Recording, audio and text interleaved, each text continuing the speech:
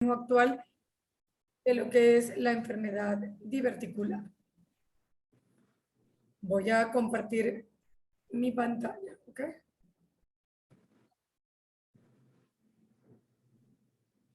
Me salen ahora dos.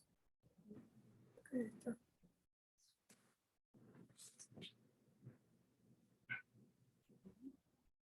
¿Listo? ¿Se ve? Perfecto, María Gabriela, adelante.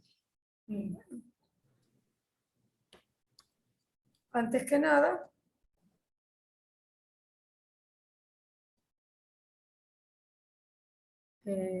no cambia. Ahorita probamos y cambiaba, pastor. Dale, bueno, ¿cómo te digo? Sal de la presentación y vuelve a entrar, ¿sí? Estas son cosas que pasan en toda la familia, no te preocupes, aquí también nos pasa muy seguido. Estamos en vivo, ya. Estamos en vivo y cuando pasamos en vivo pasa eso. Adelante. Ok. No tengo conflictos de interés relacionados con esta presentación. Y bueno, para comenzar entonces, vamos a definir algunos términos que son importantes para luego poder hablar de lo que es el manejo en sí de la enfermedad diverticular.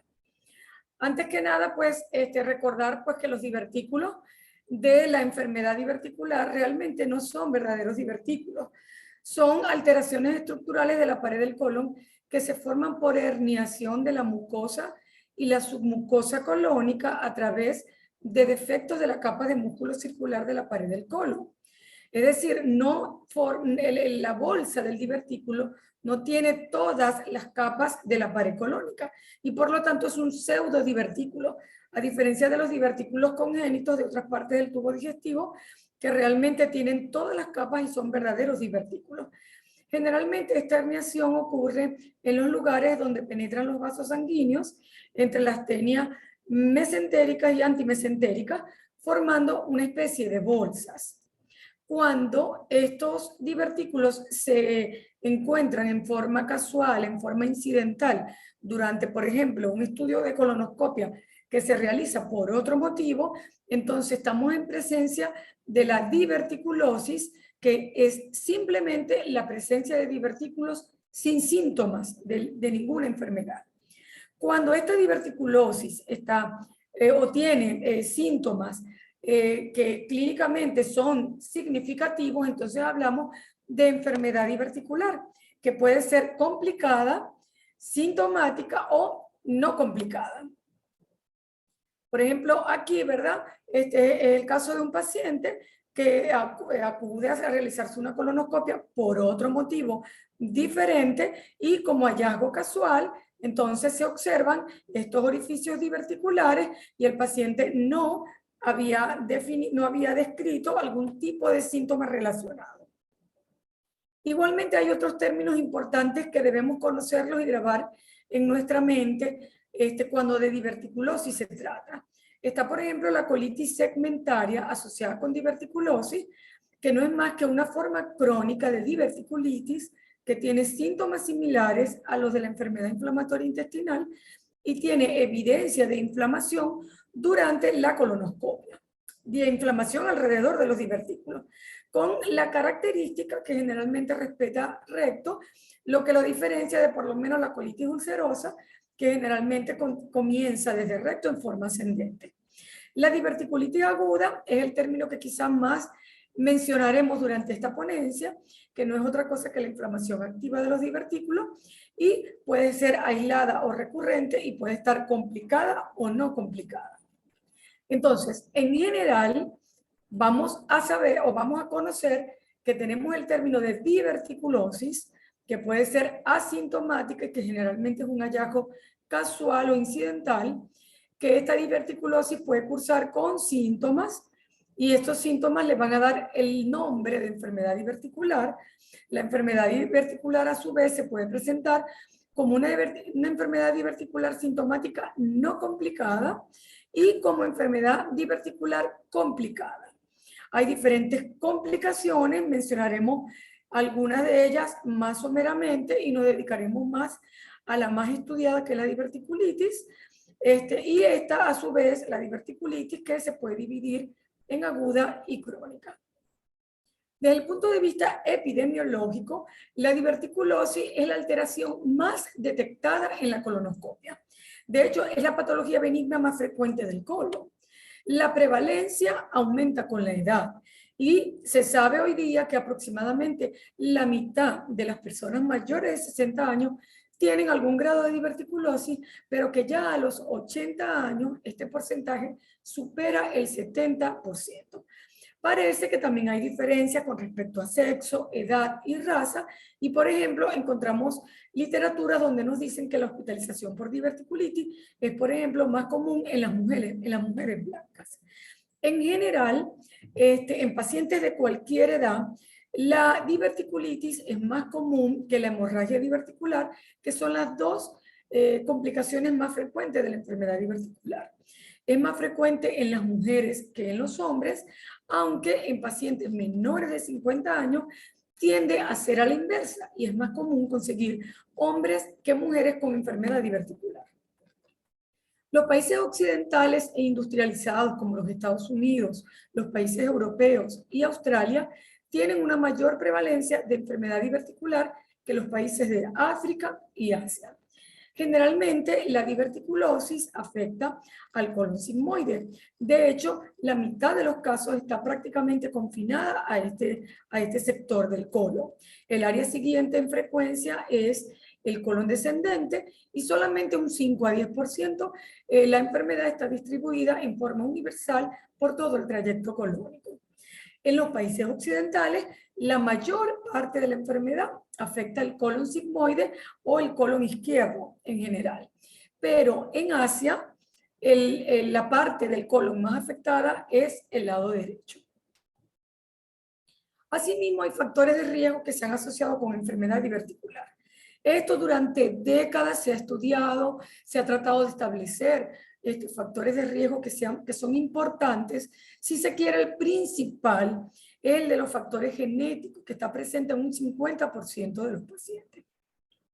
Están además los factores dietéticos y podemos ver que aquellos pacientes con alto consumo de carnes rojas y grasa y con bajo consumo de fibra tienen una mayor propensión a desarrollar diverticulosis, aquellos pacientes con baja actividad física, sobrepeso, hábitos de fumar y antiinflamatorios no esteroideos.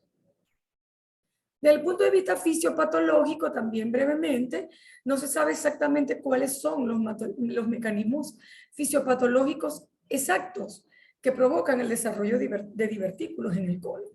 Dentro de las numerosas teorías existentes, una de las principales es que se generan por aumento de la presión en zonas debilitadas de la pared y que estas zonas se pueden debilitar por diferentes motivos, edad, genética, por trastornos de la motilidad, por trastornos en la microbiota o disbiosis crónica del microbioma y componente inflamatorio de la mucosa.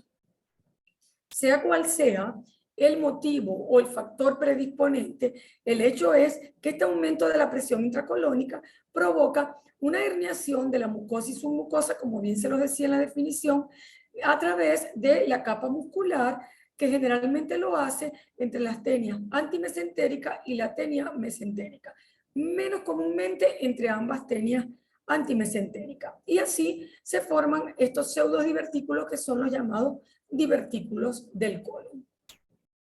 En general, desde el punto de vista fisiopatológico, cualquiera sean los factores de generación neuronal por engrosamiento de la capa muscular, factores dietéticos, debilidad de la pared colónica, lo que es la debilidad propiciada ya sea por la edad, por el hábito tabáquico, todo eso puede conllevar a diverticulosis que si se le va sumando progresivamente alteraciones de la motilidad, inflamación en algún grado, en bajo grado si es posible, trastornos de hipersensibilidad visceral, alteración en la microbiota intestinal y déficit de algunos nutrientes, sobre todo de vitamina D, eso puede llevar a enfermedad diverticular sintomática, no complicada y complicada. Con respecto a las complicaciones, es importante que recordemos aquel esquema, porque lo vamos a ver en el transcurso del manejo de la enfermedad. donde veíamos que las diferentes complicaciones van desde inflamación, ya sea aguda o crónica, hemorragia, perforación, fístula y estenosis.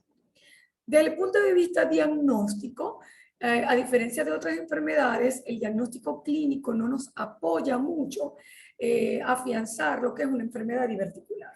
Realmente los síntomas del paciente con enfermedad diverticular generalmente son inespecíficos. El paciente puede referir de repente un dolor abdominal poco preciso, difuso con una ubicación inespecífica, variable. Estamos hablando de la enfermedad diverticular no complicada, ¿ok?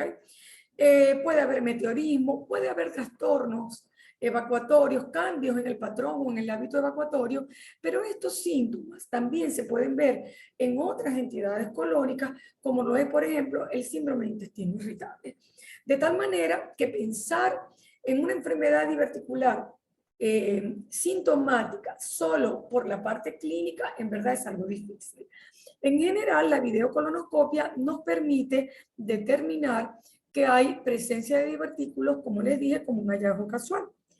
Generalmente, para la presencia de complicaciones, sobre todo de la parte inflamatoria, el gold estándar es la tomografía computarizada y en algunos países se utiliza ampliamente hoy día el ultrasonido, como lo es en Alemania. Ellos se han dedicado efusivamente a perfeccionar las técnicas de ultrasonido para visualización del componente inflamatorio en la enfermedad diverticular y tiene la ventaja de que tiene menos irradiación que la tomografía computarizada, pero a la vez depende más de la agudeza visual del observador.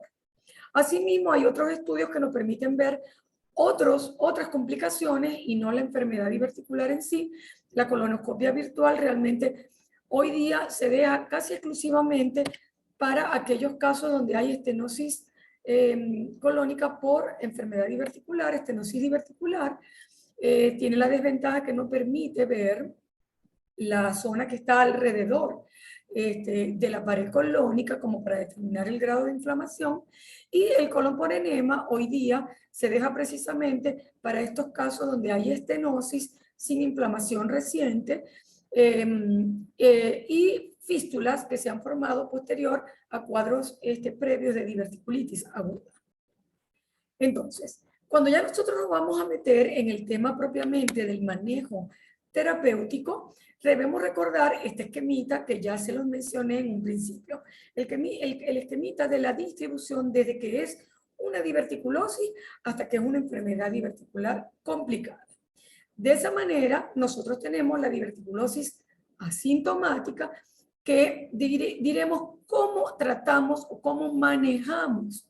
Porque cuando hablamos de manejo no es solo terapéutica, es seguimiento, es manejo de las complicaciones. Entonces, ¿cómo manejamos la diverticulosis asintomática? Realmente, hoy día podemos asegurar que la diverticulosis asintomática no requiere ni tratamiento ni seguimiento. Y esto es una parte controversial, porque muchos dirán, ajá, ¿y cómo sabemos que esta diverticulosis no va a progresar a una enfermedad diverticular sintomática o complicada? Sintomática no complicada o complicada. Pues realmente la evolución de una enfermedad sintomática no complicada queda siempre con la duda si esos síntomas pertenecen o no al cuadro de la enfermedad diverticular. Y cuando hablamos de una enfermedad complicada, ya veremos que la cosa cambia. Con respecto a las recomendaciones generales, ¿cuál es la importancia entonces del seguimiento en la diverticulosis asintomática? La orientación del paciente. Recomendarle una dieta rica en fibra, baja en grasas, disminuir o abolir el hábito de fumar, evitar el consumo masivo de alcohol, promover la actividad física, el control de la obesidad, de las cifras de glicemia en el caso del paciente diabético, y mejorar las cifras de vitamina D en donde pueda controlarse esta vitamina. Ahora, cuando ya hablamos de enfermedad diverticular, tenemos que ver si esta es una enfermedad diverticular sintomática no complicada o una enfermedad diverticular complicada. En el caso de la enfermedad diverticular sintomática no complicada, es simplemente ver qué pasó en este paso entre la diverticulosis y la enfermedad diverticular. ¿Cuáles son las cosas que se han alterado en este paciente? Una buena anamnesis, él tiene trastornos de la motilidad colónica, tiene trastornos evacuatorios, entonces allí pues podemos influenciar un poco con lo que es el tratamiento farmacológico, la fibra, los espasmolíticos o antiespasmódicos. En aquellos pacientes que tienen cierto grado de inflamación, podría ayudarnos la mesalazina. En pacientes con hipersensibilidad visceral, podemos pensar, ¿tendría alguna utilidad los antidepresivos? En pacientes que tengan alteración de la microbiota intestinal, jugaría un papel importante la rifaximina, los probióticos, la fibra y la actividad física que mejoran el equilibrio en la microbiota intestinal.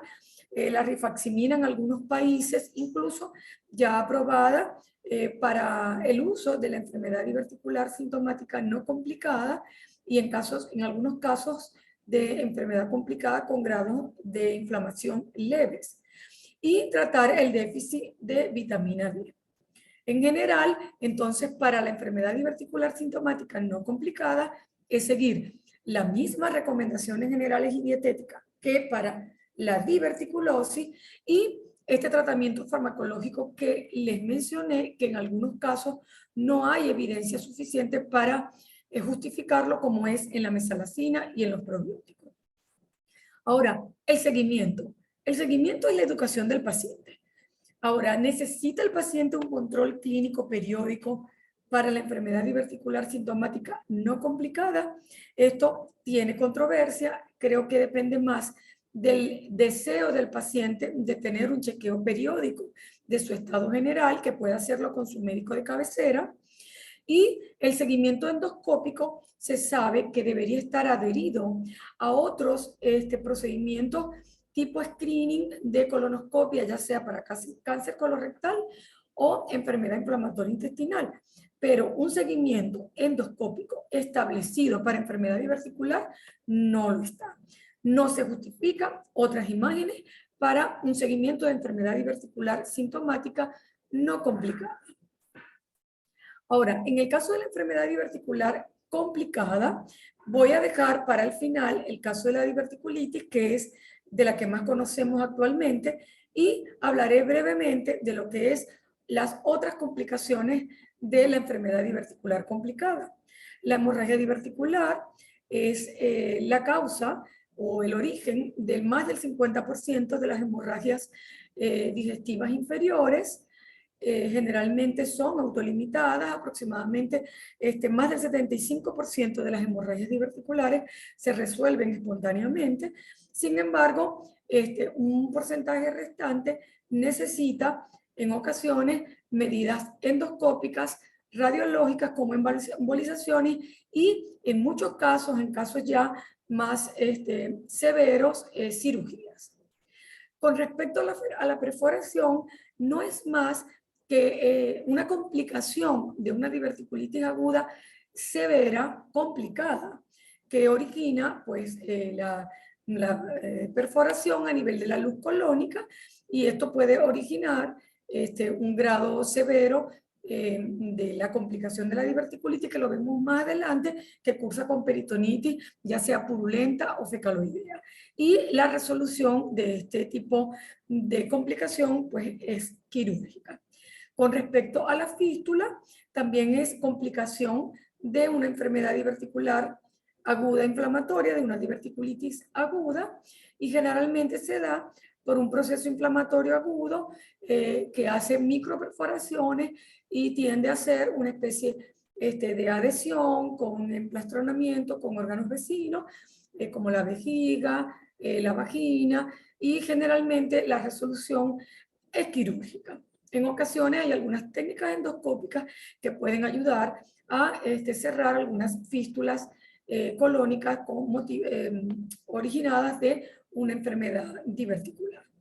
Con respecto a la estenosis, generalmente es consecuencia de diverticulitis a repetición que van causando proliferación de fibroblastos, engrosamiento de las capas musculares y progresivamente disminución de la luz colónica que al final origina estrecheces con estenosis que pueden llegar incluso hasta la oclusión de la luz y su resolución es quirúrgica. Entonces, bueno, llegamos a lo que es la diverticulitis, que como vemos es aguda y crónica, como ya les he dicho. En el caso de la diverticulitis crónica, fuera de las recomendaciones generales y dietéticas que ya conocemos, se ha implicado el uso de la rifaximina para evitar la recurrencia de diverticulitis aguda. En algunos países esto no está aprobado, pero en otros, en algunos países de Latinoamérica hay consenso para el uso de la rifaximina periódica y en algunos países de Europa.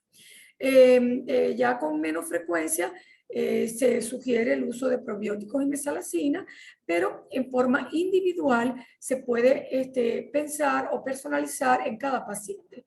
De hecho, el uso de mesalazina, incluso con algo de controversia, pero adicionándose el esteroides, se ha propuesto para lo que es la colitis segmentaria asociada a diverticulosis, aquel cuadro que le mencioné en la terminología, que se parece a una enfermedad a una enfermedad inflamatoria intestinal, pero es un cuadro inflamatorio crónico alrededor de los divertículos. La diverticulitis crónica debería tratarse con cirugía. Esto es algo que todavía sigue en controversia a pesar del tiempo, porque no hay una evidencia que apoye el uso de la cirugía para la resolución de la diverticulitis crónica. Sin embargo, cuando la diverticulitis crónica es más que todo segmentaria, la resección de estas zonas inflamadas del colon puede puede provocar una mejoría importante y una mejoría, valga la redundancia, de la calidad de vida del paciente. Y esto pues es algo que hay que discutir en forma íntima con el paciente, evaluando los pros y los contras de este tratamiento quirúrgico. Y bueno, caemos entonces en lo que es la diverticulitis aguda, que es el manejo, si se quiere, más estudiado. Creo que tiene mucha literatura que revisar, mucho que ver. Quizás hay variaciones en el tiempo, hay otras cosas que permanecen intactas, pero que estar pues constantemente observando, viendo, evaluando a los pacientes nos permiten conocer cada vez más cómo manejar a un paciente con diverticulitis aguda. Para la diverticulitis aguda se han establecido algunos criterios o clasificaciones de tal manera que se pueda calificar qué grado de severidad tiene esta diverticulitis aguda y así llevar un mejor manejo terapéutico. Tradicionalmente la clasificación de Hinchey, que fue en el año 1978, fue hecha basada en síntomas y sobre todo en hallazgos perioperatorios. Y esto pues le dio muchas limitantes en el sentido de que solo servía para hacer el seguimiento de aquellos pacientes que eran sometidos a tratamiento quirúrgico, porque estos hallazgos eran hechos en base a hallazgos operatorios. Posteriormente surgieron nuevas clasificaciones basadas en la clasificación de Hinchey con modificaciones donde intentaron introducir hallazgos no solamente operatorios, sino que estos tuvieran alguna relación con los hallazgos tomográficos que, como les dije, es el gold estándar para el diagnóstico de diverticulitis aguda, la tomografía computarizada. Entonces, en el 2005, pues entre las modificaciones, caemos en la del 2005, donde todavía sigue predominando son los hallazgos perioperatorios, pero posteriormente la Sociedad Mundial de Cirugías de Emergencia en el año 2015 publica una clasificación propuesta por Sartelli y colaboradores donde se relaciona los hallazgos o los estadios establecen en relación a los hallazgos tomográficos. Y así pueden ir del estadio 0, donde solamente están, no puedo señalarle, se me va a ir. Aquí está. El estadio 0, donde hay engrosamiento de la pared del colon con aumento de la densidad de la grasa pericólica. El estadio 1A, donde hay pequeñas burbujas de aire y presencia de líquido libre alrededor del asa intestinal sin formación de absceso. El 1B, donde hay absceso menor a 4 centímetros, sin aire libre distante, y el 2A es igual, sin aire libre distante, pero es absceso mayor de 4 centímetros.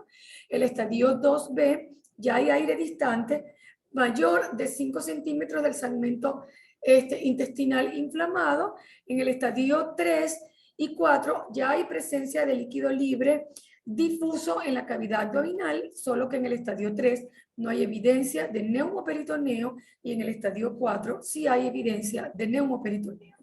La idea es que un paciente donde tengamos presentación clínica con sospecha altamente sugestiva de diverticulitis aguda, conózcase un paciente con dolor abdominal, preferiblemente en el cuadrante inferior izquierdo, acompañado de malestar general, muchas veces de fiebre y alteraciones, en algunas alteraciones en el laboratorio, como es leucocitosis a expensas de segmentados y elevación de la proteína C reactiva, podemos pensar que es un paciente con diverticulitis aguda, aun cuando no tenga un estudio previo que nos haga conocer el antecedente de diverticulosis. Si tiene un estudio previo, la probabilidad diagnóstica es casi total, y ese es un paciente el que debe ser sometido a tomografía, generalmente abdominopélvica, con doble contraste, si no tiene signos de irritación peritoneal, y en muchos casos pues debe ser simple o con contraste hidrosoluble si ya hay signos de irritación peritoneal. De acuerdo a estos estadios, entonces podemos hacer una especie de manejo terapéutico propuesto también por esta Sociedad Mundial de Cirugías de Emergencia. Por lo menos en aquellos pacientes que tienen estadio 0, donde hay solamente diverticulitis y que están clínicamente bien, el tratamiento puede ser ambulatorio con o sin antibióticos. Esto depende de lo que el médico considere. Hoy día, pues ya se utiliza o se evalúa la probabilidad de hacer el manejo simplemente dietético con medidas generales, algo de fibra, algo de analgesia y en tal caso antibióticos intraluminales. Si el paciente, a pesar de que tiene una diverticulitis de estadio 0, pero con signos de sepsis o comorbilidades, él debe ir a hospitalización con antibióticos, sean orales o endovenosos, pero bajo observación hospitalaria. En el caso de estadio 1A, es similar a aquellos pacientes que tienen signos de sepsis o comorbilidad. En el caso del estadio 1B, donde ya hay formación de abscesos menor a 4 centímetros, el paciente debe ir a hospitalización, pero con antibióticos estrictamente endovenosos, y cuando el absceso es mayor de 4 centímetros, además de la antibiótico terapia endovenosa y la hospitalización, debe ir a drenaje percutáneo guiado por imágenes. Si hay falla en aquellos pacientes con estadios 1B, en la terapéutica endovenosa con antibióticos, entonces debe ir también a drenaje percutáneo guiado por imágenes. Estadios mayores como en el estadio 2B, donde ya hay aire distante al asa intestinal afectada, entonces si el paciente no tiene comorbilidades, seguimos teniendo el tratamiento conservador contra antibióticos endovenosos y drenaje percutáneo guiado por imágenes. Si el paciente tiene inestabilidad, afectación sistémica importante o comorbilidades importantes, el paciente debe ir a resección quirúrgica y ya pues la variante o resecciones quirúrgicas veremos brevemente al final la sugerencia. Si el paciente pues está en un estadio 3 y 4, va a depender si tiene comorbilidades o no. Si el paciente está libre de comorbilidades, se le puede sugerir la cirugía laparoscópica con lavado y drenaje. Si el paciente tiene comorbilidades, igual que si el paciente tiene un estadio 4, debe ir a resección quirúrgica según considere el cirujano que deba llevar o no anastomosis.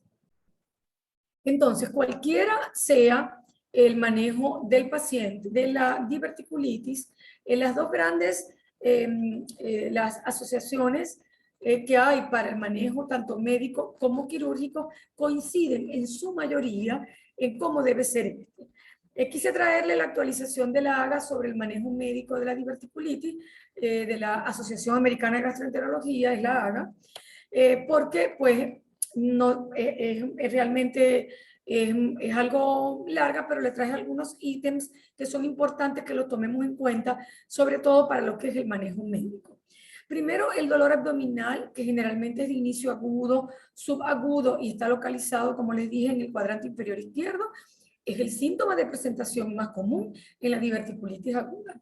Otros signos y síntomas que incluyen fiebre, cambios en los hábitos intestinales, náuseas, con o sin vómitos y recuento elevado de los leucocitos y de la proteína C reactiva, también se encuentran presentes como síntomas de diverticulitis aguda. Se debe considerar la tomografía computarizada para confirmar el diagnóstico de diverticulitis en pacientes que no tengan un diagnóstico previo de diverticulosis.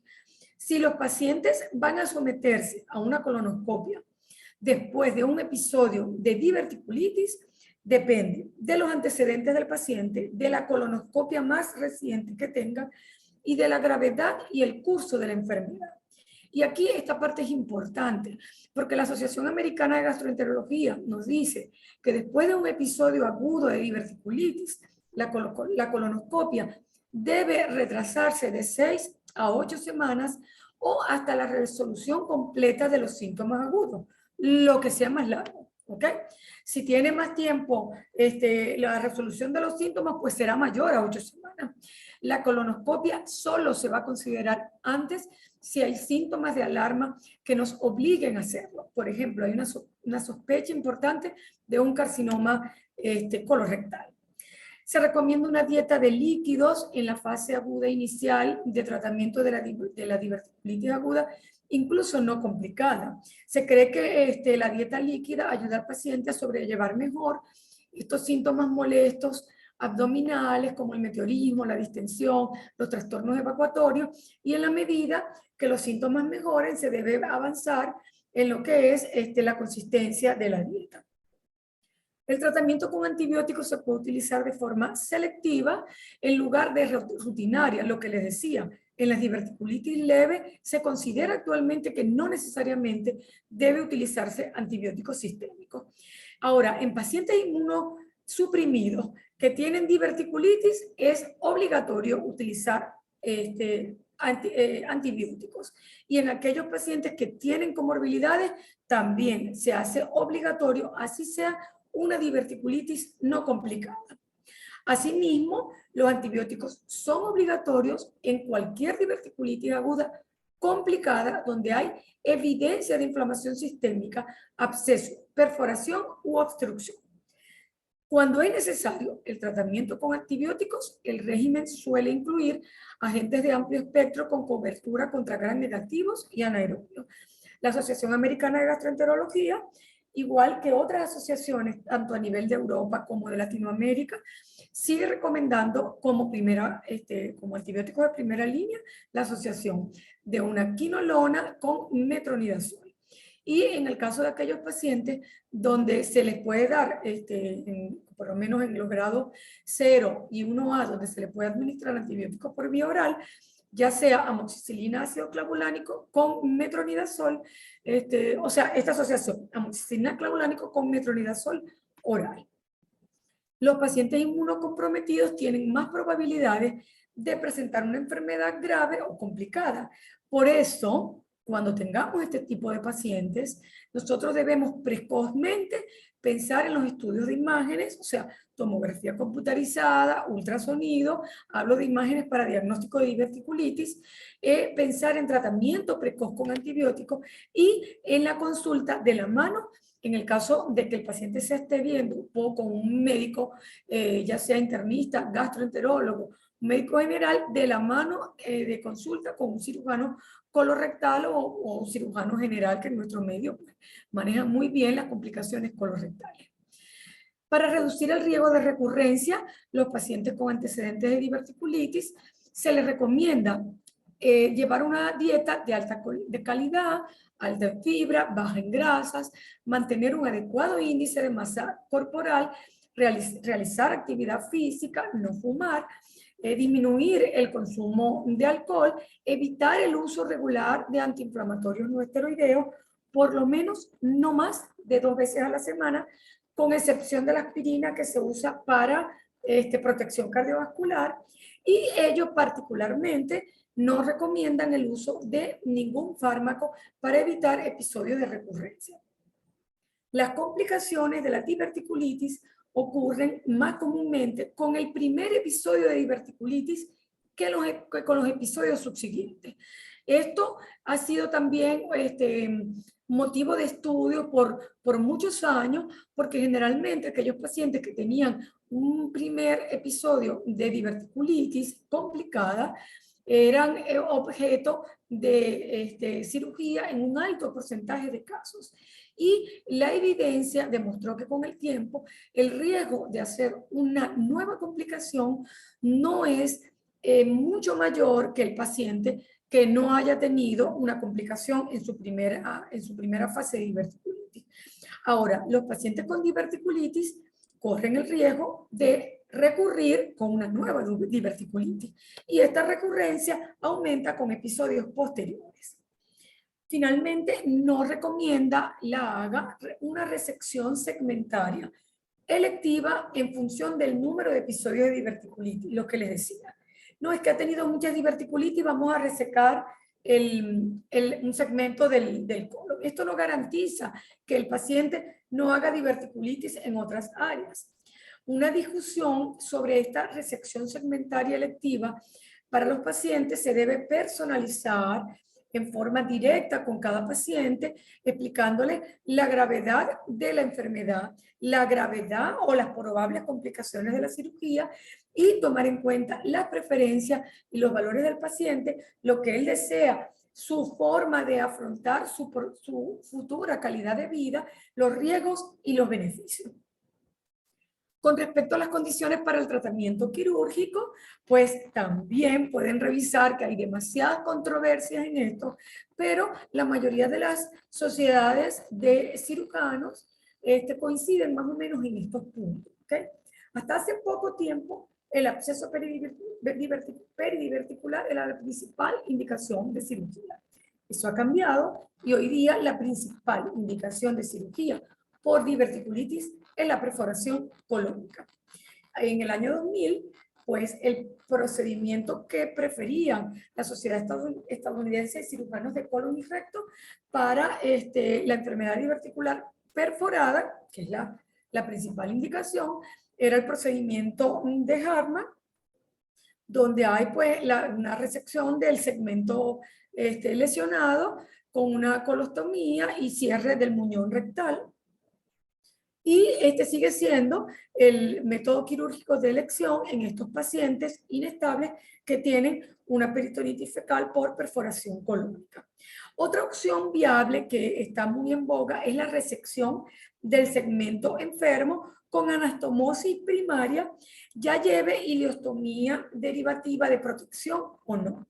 O sea, es decir, ya hoy día, sí, a menos que haya una peritonitis fecal, en muchos pacientes con perforaciones se está considerando resección de la asa lesionada, anastomosis término-terminal y una ileostomía derivativa para darle protección a esta anastomosis. Se han sugerido también la incorporación de técnicas laparoscópicas durante la cirugía de perforación colónica por diverticulitis aguda. Estas parecen tener ventajas sobre las técnicas tradicionales en el sentido de que evitan, o sea, hay menos riesgo de infección de las heridas, hay una mejor recuperación del paciente, pero siempre es necesario evaluar la calidad de los tejidos porque todavía, de acuerdo a la experiencia del cirujano, puede haber mayor número de licencia en este tipo de técnicas que en las técnicas tradicionales abiertas. Sin embargo, se vienen practicando desde los años 90 y cada vez se perfeccionan más con anastomosis, término terminal y mucho éxito. Las guías más recientes para el manejo quirúrgico de las diverticulitis recomiendan la cirugía electiva que se realice por complicaciones en el curso de la diverticulitis aguda cuando hay fístulas colocutáneas, colovesicales, colovaginales, o después de episodios recurrentes no complicados de diverticulitis aguda que impacten negativamente en la calidad de vida del paciente. En conclusión, la diverticulosis colónica es la presencia per se de divertículos en el colon y puede presentarse de forma asintomática, descubierta como hallazgo casual o como una enfermedad diverticular sintomática que puede ser no complicada y complicada. Los factores de riesgo para diverticulosis y enfermedad diverticular son múltiples. Predominan los genéticos y los dietéticos, pero estos no son determinantes y se investigan cada día más en pro de influir sobre las medidas terapéuticas futuras. La probabilidad de padecer diverticulosis aumenta enormemente con la edad, sobrepasando el 70% en personas de 80 años. La localización predominante es en el colon izquierdo, principalmente en el colon sigmoide, aunque en los países asiáticos predomina la enfermedad del lado derecho. La forma de presentación más común de la enfermedad diverticular complicada es la diverticulitis aguda, pero también pueden presentarse otras complicaciones como diverticulitis crónica, hemorragia, fístulas, perforación y estenosis. Se han establecido criterios diagnósticos para diverticulitis aguda basados en presentación clínica y hallazgo tomográfico y se intentan mejorar para establecer pautas en el manejo médico y o quirúrgico. El tratamiento con antibióticos es controversial en los casos de diverticulitis leve, pero es obligatorio en pacientes inmunocomprometidos y en grados de mayor severidad. El tratamiento quirúrgico de urgencia cada vez se limita más al tratamiento de la perforación colónica y en casos más leves tiende a sustituirse por los drenajes percutáneos o por los lavados laparoscópicos según la disponibilidad en las instituciones. El tratamiento quirúrgico electivo debe considerarse tomando en cuenta las preferencias del paciente en pro de mejorar la calidad de vida y disminuir el riesgo de recurrencia, explicando sus beneficios, sus complicaciones y riesgos. Recordemos finalmente que tenemos enfermedades, pero sobre todo tenemos enfermos. Así que además de aprender sobre las enfermedades, escuchemos a quienes las padecen, nuestros pacientes, para brindarles las mejores opciones posibles.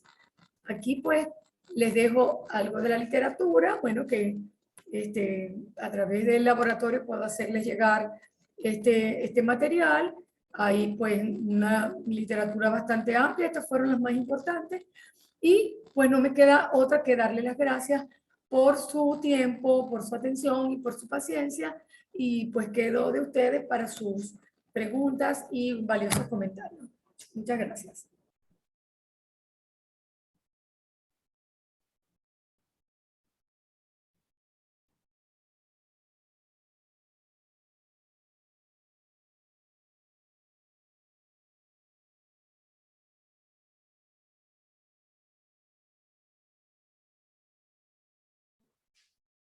Por el líder.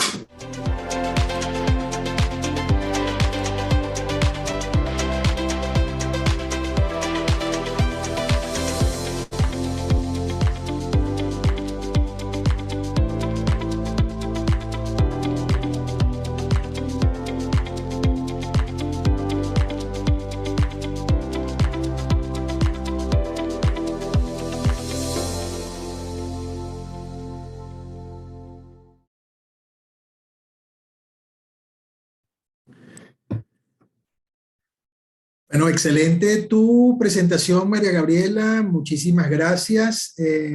Aprovecho para, bueno, brindarte o compartir todas las felicitaciones que has recibido por tan excelente disertación. Asimismo, aprovecho para saludar a algunos colegas que nos envían sus saludos desde diversas partes del país.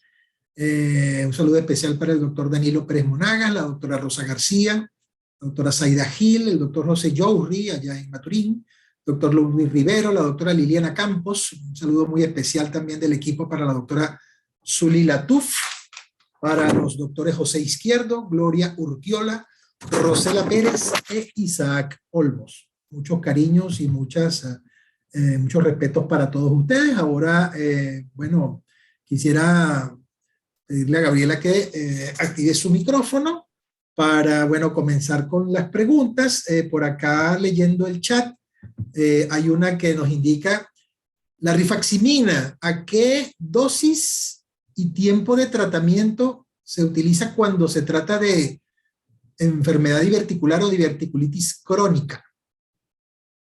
Excelente pregunta, ¿no? Porque es algo que tiene en verdad bastante controversia, porque bueno, en algunos países, por ejemplo en Norteamérica, no lo usan de rutina en la prevención.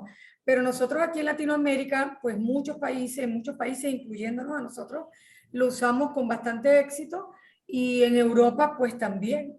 La dosis descrita va de 200 a 400 miligramos cada 12 horas por unos 7 días. Y generalmente se puede repetir mensualmente. ¿Okay? Yo particularmente en estos pacientes que recurren, que ya sabemos que tienen enfermedad diverticular, que sabemos que han hecho cuadros de diverticulitis por sus antecedentes, utilizo la dosis de 400 miligramos cada 12 horas por 7 días. Me gusta esa dosis. Hay pacientes pues que ya, luego que ya tienen unos meses, le bajo a 200 miligramos cada 12 horas. A mí particularmente pues me ha ido muy bien en el control de los síntomas y de la recurrencia. ¿Ok? Y tenemos que pues montarnos en ese trabajo porque en verdad que es importante la cantidad de pacientes que lo utilizan. Excelente, muchas gracias por tu respuesta. Por acá otra pregunta. ¿Cuáles serían o son los hallazgos por ultrasonido para apoyar el diagnóstico de enfermedad diverticular?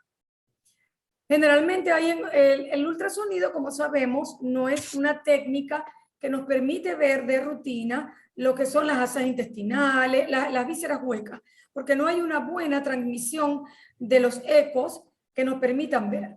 ¿Qué pasa con el ultrasonido en los cuadros inflamatorios intestinales? Llámese diverticulitis, llámese apendicitis, que también pasa, que hay engrosamiento de la pared colónica con líquido pericolónico. Ese líquido es el que nos permite que se transmitan los ecos y nos permite ver el proceso inflamatorio. En algunos países es muy, o sea, donde lo vi, que lo utilizan más de rutina es en Alemania. Es como que ellos realmente prefieren el control ultrasonográfico al control tomográfico para el seguimiento de los cuadros de diverticulitis. Porque se necesita, en verdad, mucha experiencia, mucha pericia para el manejo de estas imágenes en enfermedades inflamatorias del intestino. Entonces, los hallazgos generalmente son engrosamiento de la pared colónica con líquido alrededor de las asas colónicas. Del resto, pues cuando hay mucho gas interpuesto, no es la mejor técnica. Por eso destaqué unas 2 o 3 veces que el gol estándar es la tomografía. Realmente no, en nuestros medios no hay, pues, digamos, un uso masivo del ultrasonido para el seguimiento de diverticulitis aguda. ¿Okay? Sería bueno porque no hay irradiación del paciente. Perfecto.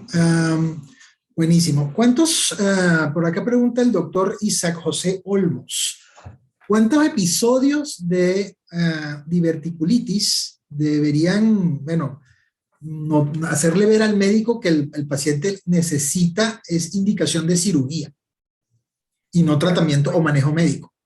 Bueno, algo mencioné, lo que pasa es que podríamos hacer una conferencia con cada tema, con el tratamiento médico, con el... Sí, sí. Vale, te tomo la palabra. No, no, no. O sea, quiero decir es que Sí, detallar sí. en eso, pero en la parte quirúrgica, o sea, antiguamente, bueno, pero cuando te hablo antiguamente, no te hablo antiguamente hace 50 años, hace 15 años, un paciente que tenía 2 o 3 recurrencias ya era un candidato para una resección quirúrgica. De hecho, todavía hay revisiones de España donde hay realmente hay una conducta y muchos seguros cubren las resecciones precoces en caso de enfermedad diverticular. Pero hay algo importante. A veces nos empeñamos como médicos, por lo menos yo soy gastroenterólogo, entonces mi tratamiento generalmente son clínicos, médicos, no quirúrgicos. Entonces nos podemos empeñar con un cirujano, mira, le duele, quítale el pedazo, pero hay que evaluar la magnitud de la enfermedad. O sea, ya voy. Él tuvo una diverticulitis, por ejemplo, en colon sigmoide, pero ¿dónde más tiene divertículo? Porque el que yo le quite la resección del segmento dañado por la diverticulitis no Correcto. significa que no va a ser una diverticulitis en otro segmento. En el tiempo en que se decidía hacer la resección, incluso la mejor solución para esto era hacer hemicolectomías izquierdas, porque después del sigmoide venía el descendente. Entonces, ¿cuántas resecciones le vamos a hacer? Ahora, una hemicolectomía e incluso una resección de unos 20 centímetros de colon sigmoide tiene una morbilidad importante.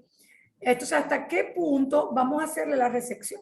Es igual que una hemorragia diverticular. O sea, ¿cuántas veces no ha pasado que al cirujano se le ha exigido, y defiendo a mis colegas cirujanos, mira, el paciente no deja de sangrar, tienes que operarlo, pero ¿dónde lo voy a operar? ¿Qué divertículo está sangrando? A veces sangran varios. Entonces, la resección quirúrgica es un arma de doble filo y tiene que estar en manos de cirujanos expertos en el área colorectal, ¿verdad? Y con un diagnóstico previo colónico muy exacto. En el caso de pacientes que tienen diverticulitis aguda reciente, con, digamos, una curación algo atípica, fistulización, entonces son pacientes que pueden ir a una resección segmentaria para curar el área que está fistulizada. Pero ya es una cosa como que se hace obligatorio, ¿ves? Porque no vamos a dejar al paciente con una fístula. Entonces, no está escrito cuántos episodios de diverticulitis necesita tener un paciente para hacer una resección. Un paciente con un episodio, si está complicado, puede ir a resección, y un paciente puede tener 10 episodios de diverticulitis. Recuerden lo que decía la AGA, hay que tomar en cuenta la preferencia del paciente. El paciente le puede decir al cirujano, yo quiero una resección. El cirujano le va a decir, sí, pero te puedo volver a dar, no me importa, es una decisión del paciente. Entonces hay muchas cosas involucradas. Sí, realmente es un tema bastante controversial, incluso entra en el campo de los dilemas bioéticos por el tema de las mejores decisiones para el mejor resultado quirúrgico para el paciente. Totalmente. Fíjate, en este sentido hay una pregunta en la cual yo en lo personal estaba pensando, pero acá la vi en el chat, ¿no? Eh, Dice, ¿tienes estadísticas o seguimientos de pacientes con enfermedad diverticular acá en Venezuela que sean recientes? No conseguí algo reciente, por lo menos no con cantidades grandes de poblaciones grandes, ¿ok? Y Okay. entonces, bueno, y para hablar del manejo, pues teníamos que basarnos en revisiones relativamente recientes, ¿ok? Vale. Que sí las hay. Pero sí, sería interesante. En los últimos años, yo creo que lo que ha pasado en nuestro país es que estos trabajos, para que sean en poblaciones grande, y eso es lo que los hace publicables a nivel internacional, deberían hacerse a nivel hospitalario. Pero muchas veces a nivel hospitalario, entonces el paciente no puede hacerse una tomografía porque no está disponible, no se puede hacer después una colonoscopia de seguimiento a las 8 semanas porque no está disponible. Entonces no hay un estudio reciente que nos hable de eso. Sí, casualmente esta tarde estaba en conversaciones en otra actividad tipo Instagram Live con un colega internista y estábamos conversando precisamente de la necesidad, si se quiere, sentida por parte de, bueno, de muchos de nosotros médicos que hacemos vida laboral acá en Venezuela, de tener estadísticas propias y realmente no es fácil, sobre todo en el medio público que lo acabas de mencionar, el poder concretar investigación científica y poder publicar investigación.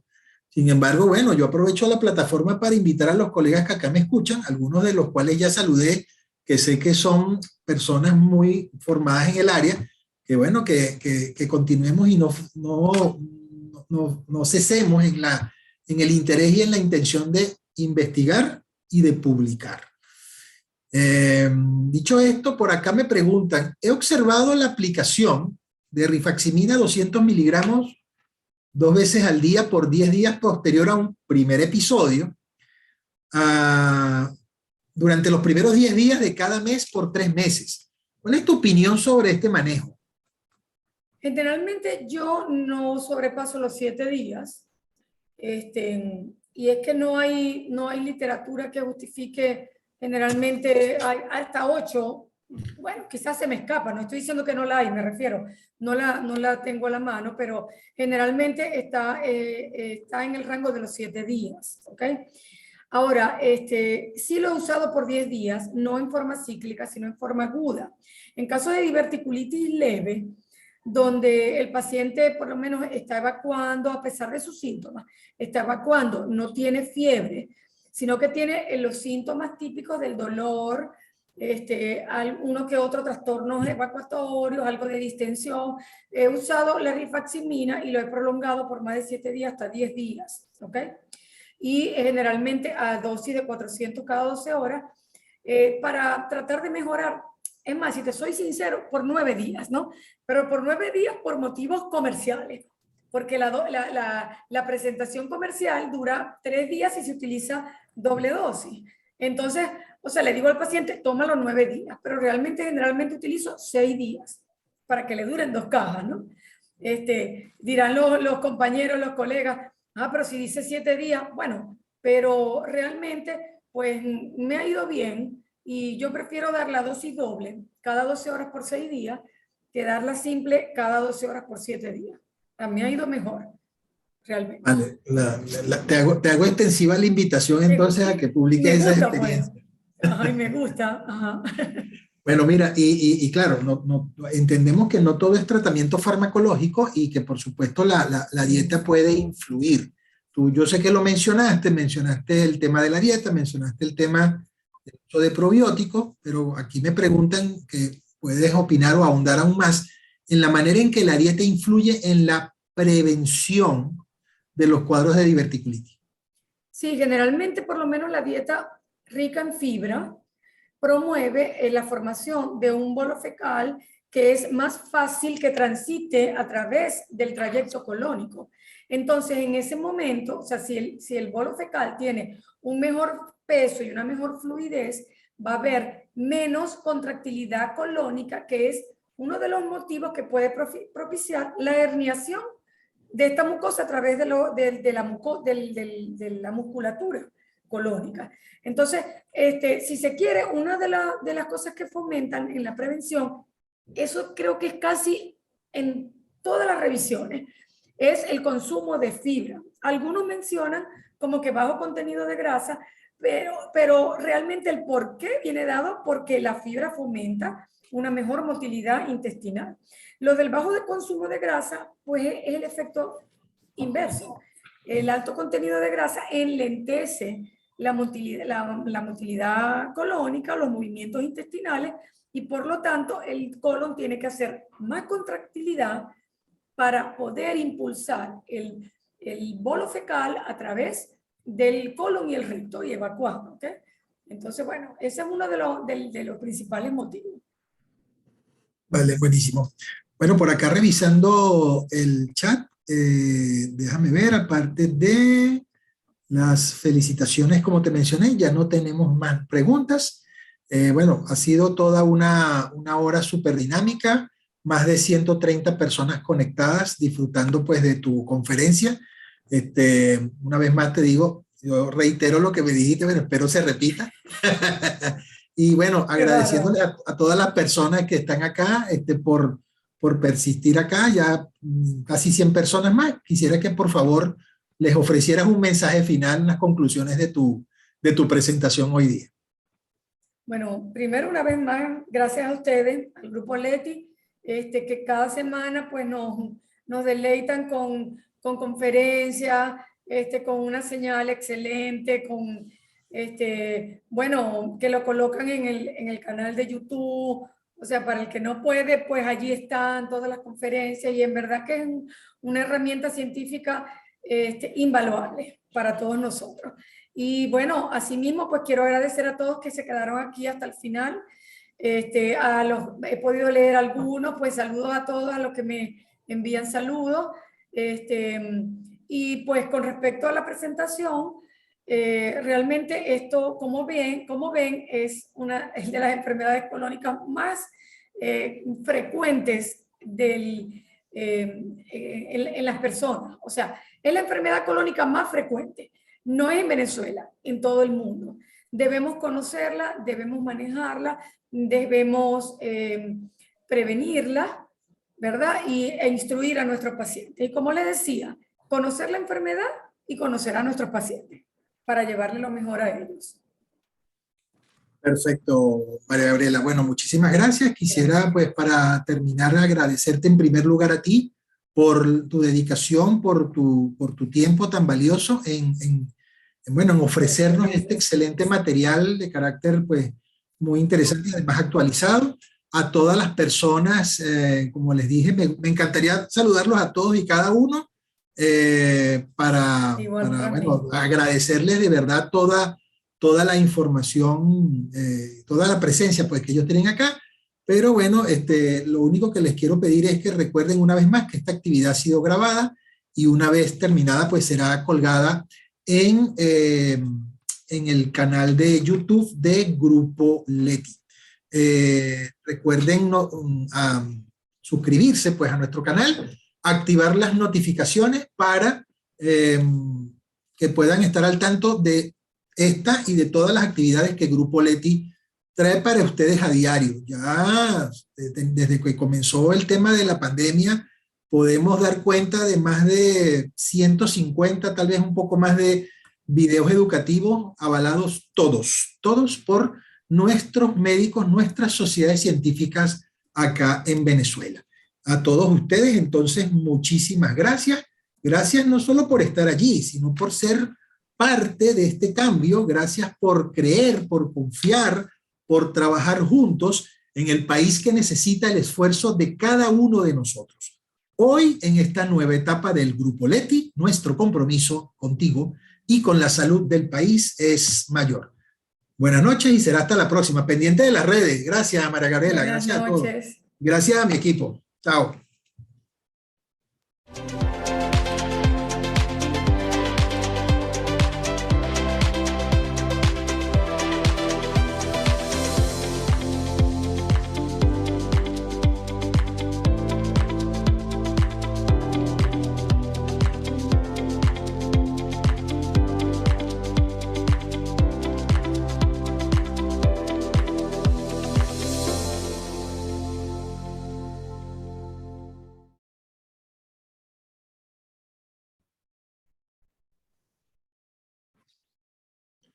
Bye.